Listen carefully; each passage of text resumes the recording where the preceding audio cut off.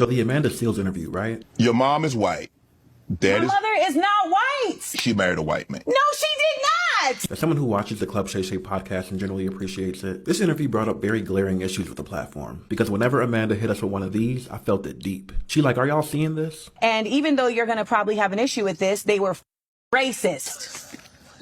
So when I was at Disney, Yes, and I was in the situation at Disney, I was there as the only black girl. I was called an N-word right there while I was there.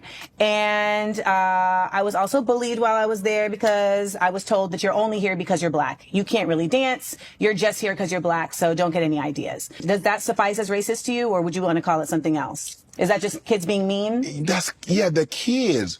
So let me ask you a question. As a child, you never said anything derogatory? The Amanda Seales interview showed us, reminded us that there's a difference between being black in a space and that space actually being a space that is affirming to black people. So at this point, I understand that we can't just look at black people and say, is this skin folk or kinfolk? We got to look at black spaces. Is this skin folk or kinfolk? And all of these black media spaces that took her back in, all of these black media spaces that have just excoriated me for weeks, I look at them and say, you are simply black by name because you are white by commerce. Wow.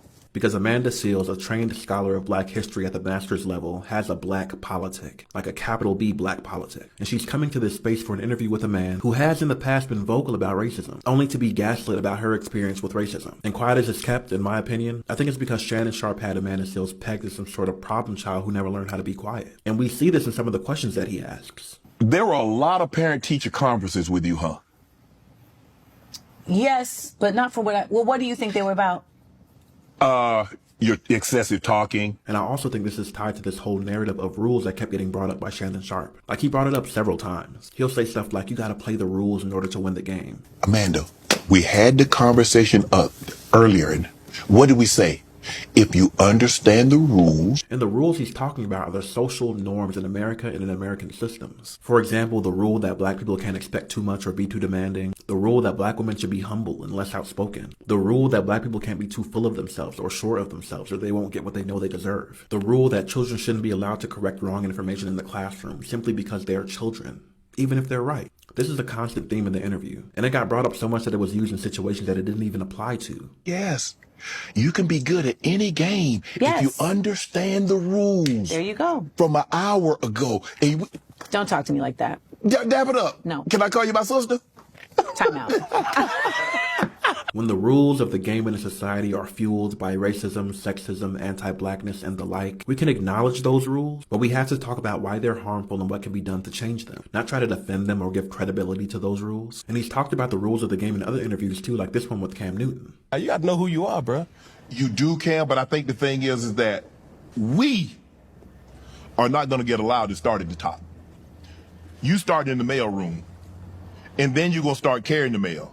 And then you're going to work your way up before you get to the penthouse. You're not going to the penthouse. You have to understand that. See, you can be good at any game if you understand the rules and how to play the game. I understand that, and I'm exposing that.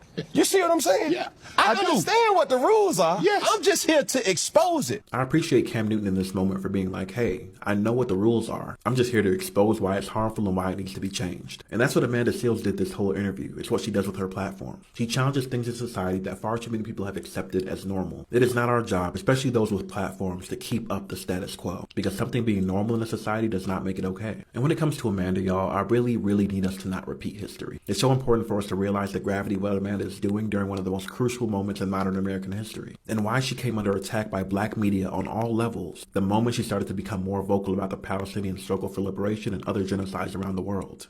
It had to have hurt to have these black publications. I had a nervous breakdown. I ain't met none of these people. I ain't done none of these people. I like to think that they were paid by AIPAC, because if you didn't get a check for this and you just did this just to do it, I'm just like, damn. I don't want her to be yet another person that we celebrate after she's gone for her work and witness. See it now. Recognize it now. Because those of us who understand this moment in history know that history will be her vindication, because she is on the right side of it. I just hope we can be too. Love and liberation to you all. And as always, like and follow for more content. It's like understanding the rules and like, you know, then you are who you are. Like that ends up being in conflict with each other so often. It's just me really just trying to mask to become palatable to you. But don't you think realistically, There are a lot more people that dress in Halloween costumes year round as opposed to just on that day. I do not want to be those people, and those are not the people that change the world. And that's what I'm here to do.